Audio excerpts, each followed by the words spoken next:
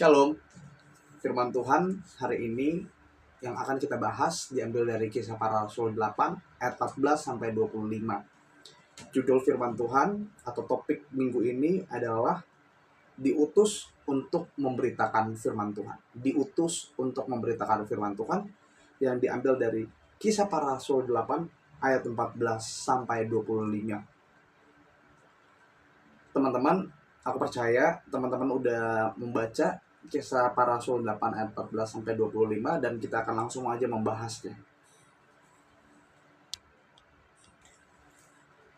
Teman-teman, sebelum kita membahas lebih jauh, aku akan menyampaikan beberapa topik atau konteks dari topik ini. Beberapa konteks dari topik ini yang dapat menolong kita untuk memahami firman Tuhan. Dalam firman Tuhan hari ini, dalam Kisah Para Rasul 8 ayat 14 sampai 25, mula-mula ada 2 dari 12 rasul yang memiliki peran penting dalam perkembangan gereja, yang bernama Petrus dan Yohanes. Nah, di sini teman-teman kita bisa lihat latar belakangnya.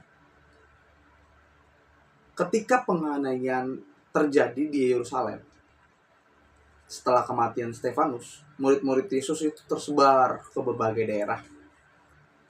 Filipus, salah satu dari 7 diaken, kita bisa lihat dalam Kisah Para Rasul pasal yang ke-6 ayat yang ke-5 dikatakan, dihadapkan kepada rasul-rasul, lalu rasul-rasul itu pun berdoa dan meletakkan tangan di atas mereka. Di ayat yang ke-5 dikatakan, lalu mereka memilih Stefanus, seorang yang penuh iman, dan Roh Kudus, Filipus, Prokorus, Nikanor, Timon, Parmenas, dan Nikolaus untuk menjadi diaken. 7 orang yang dipilih untuk melayani orang miskin, itulah diaken. Nah, lanjut kita akan bahas tentang Kisah Para Rasul 8 ayat 14 sampai 25 ini.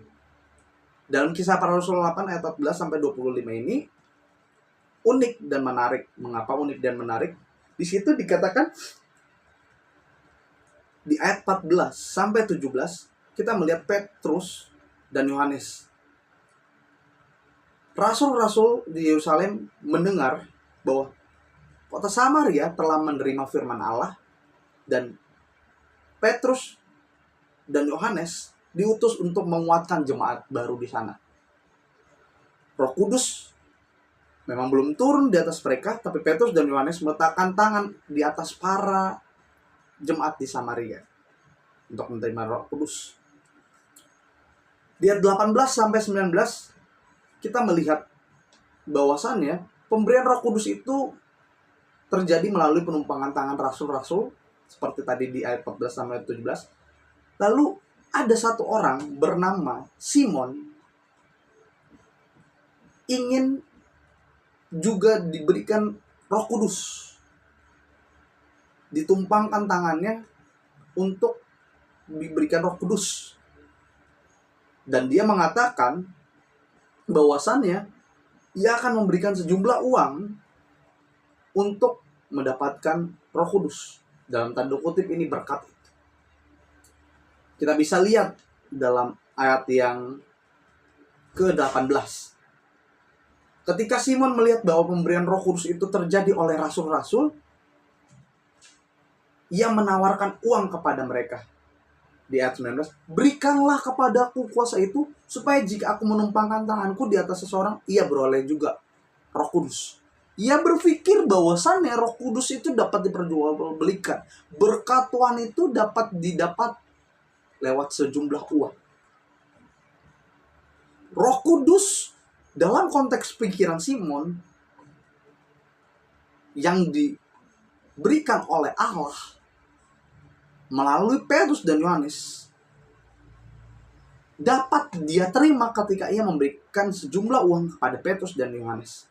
Tapi lihat, Petrus dan Yohanes di ayat 20 sampai 23. Petrus mengatakan, dia menegur, binasalah kiranya uangmu itu bersama dengan engkau, karena engkau menyangka engkau dapat memberi karunia Allah.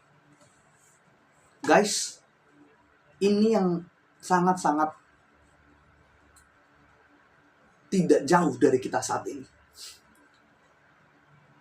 teman-teman bisa lihat sendiri bahwasannya saat ini kita merasa bahwa apa yang kita miliki itu adalah milik kita, dan apa yang kita miliki itu bisa mendapatkan kembali apapun yang kita inginkan. Apa yang kita miliki kita merasa adalah milik kita, dan apa yang kita miliki kita merasa dapat memberikan apa yang kita inginkan. Dan tak jarang kita lupa bahwasannya sih, tak jarang kita melupakannya bahwasannya ketika kita memiliki uang, kita bisa mendapatkan apapun, termasuk berkat Tuhan. Sekarang kita dengan mudah kita bisa melihat di gereja-gereja, saya tidak mau menyebut siapa gerejanya atau siapa yang melakukannya, tapi universal banyak sekarang yang dengan memberikan sejumlah uang, membawa berkat, mendapatkan kasih karunia dari Tuhan. Langsung itu pemikirannya. Oh, saya dengan memberikan uang kepada hamba Tuhan, ke gereja, menolong, memberikan berkat, Tuhan akan memberikan berkat kepada saya. Tetapi kita lupa bahwasannya itu bukan sebuah hal yang memang istimewa. Bukan, itu tidak istimewa. Itu adalah suatu hal yang harus dilakukan. Itu suatu pemberian Tuhan yang memang wajib juga kita berikan kepada Tuhan sebagai pemilik utama yang telah memberikan berkatnya melalui pekerjaan yang kita lakukan. Jadi nggak ada istimewanya. Makanya Petrus berkata di ayat 20 kepada Simon, binasalah kiranya uangmu itu bersama dengan engkau, karena engkau menyangka bahwa engkau dapat membeli karunia Allah, karunia Tuhan dengan uang. Kita mungkin sering memberikan, mungkin ketika lagi kesusahan, atau justru lagi berlebih. Sering ya, ketika lagi berlebih, atau untuk, kalau gue kasih persembahan lebih, kayak berkat Tuhan akan memberikan berkat yang lebih. Salah, teman-teman. Bukan karena uang kita yang kita berikan Tuhan akan memberikan yang lebih, bukan. Tapi ketika kita bisa memberikan seluruh isi hati kita dan pikiran kita, jiwa kita, diri kita sebagai persembahan yang utuh, itulah sebuah hal yang terbaik yang Tuhan inginkan. Bukan uangnya, karena uang itu bisa hilang sekejap, karena uang itu berkat dari Tuhan juga. Jadi bukan karena pemberian kita mendapatkan hal tersebut. Itu yang ditegaskan oleh Petrus. Binasalah kiranya uangmu itu bersama dengan engkau. Tuhan gak butuh uangmu, Tuhan butuh hatimu. Yang kedua, dalam firman Tuhan yang menarik juga untuk kita bahas, diutus untuk memberitakan firman Tuhan. Diutus untuk memberitakan firman Tuhan. Ini sebuah hal yang sulit untuk kita lakukan. Disuruh atau diutus untuk memberitakan firman Tuhan. Karena ketika kita diutus untuk memberitakan firman Tuhan, hidup kita ini harus juga kita sampaikan sebagai pemberitaan firman Tuhan lewat tingkah laku kita, tutur kata kita. Menjadi Kristen ketika menerima Roh Kudus tidak semata-mata cuma dengan memberikan persembahan, dengan datang rajin ke gereja, beribadah, ikuti kebaktian, ikuti pendalaman, bukan. Tapi ketika kita menjadi Kristen, kita menerima Roh Kudus, kita juga diminta untuk menyaksikan firman Tuhan. Saksikanlah firman Tuhan. Dalam firman Tuhan, menyaksikan firman Tuhan, kita diutus untuk menyaksikan firman Tuhan. Ada dalam Alkitab, kita baca, dikatakan dalam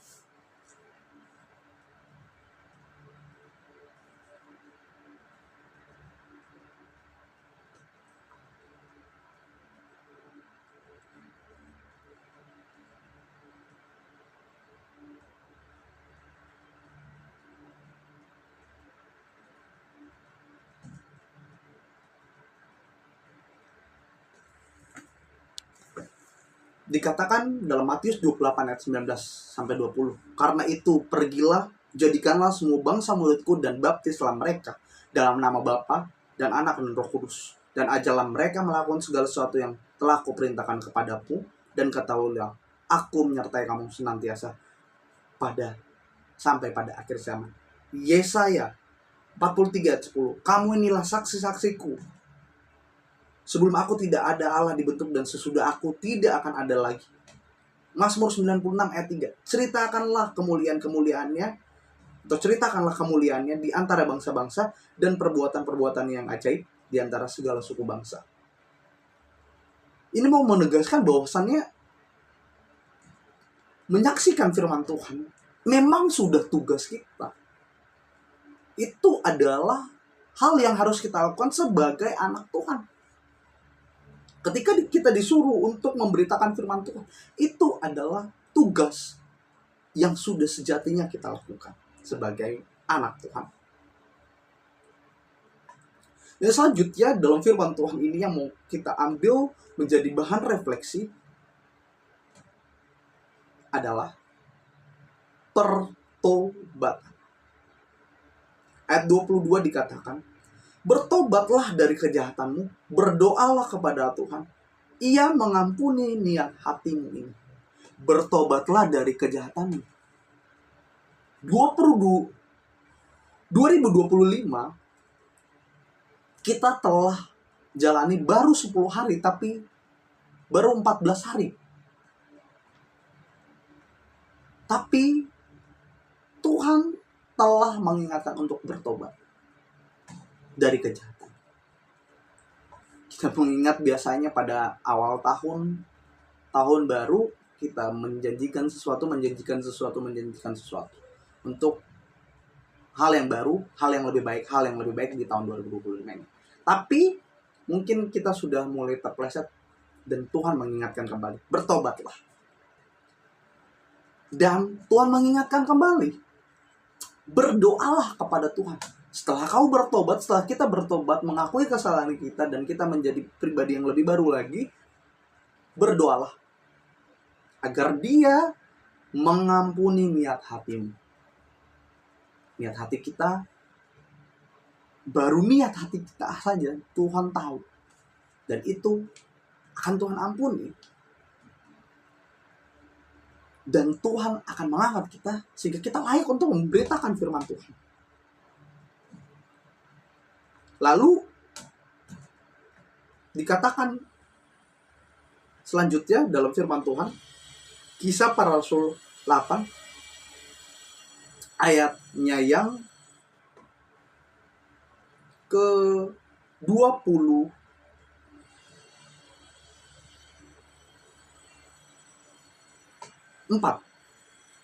Jawab Simon, hendaklah kamu berdoa untuk aku kepada Tuhan, supaya kepadaku jangan kiranya terjadi segala apa yang telah kamu katakan itu.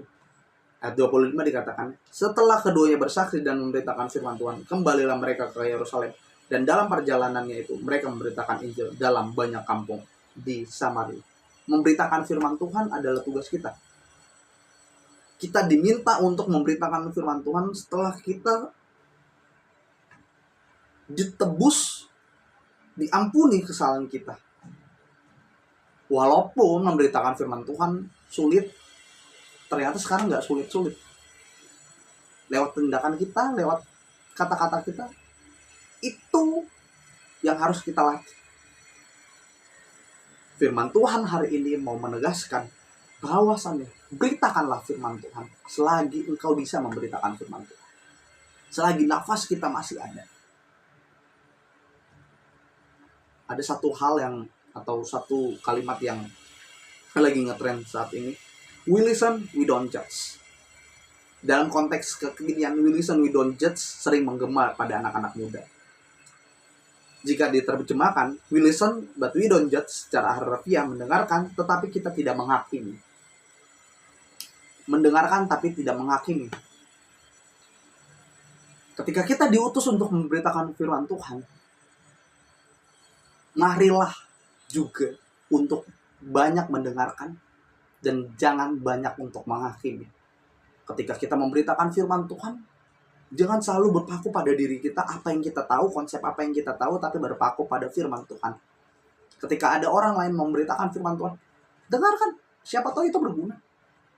Mungkin gak saat ini, mungkin 20 tahun yang akan datang, atau mungkin 5 hari yang akan datang. Mungkin besok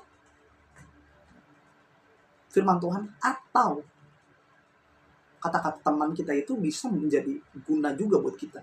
We listen, but we don't judge. Kita diutus untuk memberitakan firman Tuhan. Bukan berarti kita berani atau boleh asal-asalan menjudging orang, menghakimi orang. Kita diutus untuk memberitakan firman Tuhan, bukan berarti kita tidak lagi mendengar. Tapi ketika kita diutus untuk memberitakan firman Tuhan, marilah kita juga banyak mendengar tanpa harus menghakimi. Beritakanlah firman Tuhan walaupun sulit. Beritakanlah firman Tuhan walaupun kamu tidak berasa atau tidak merasa bisa. Dalam firman Tuhan di Alkitab,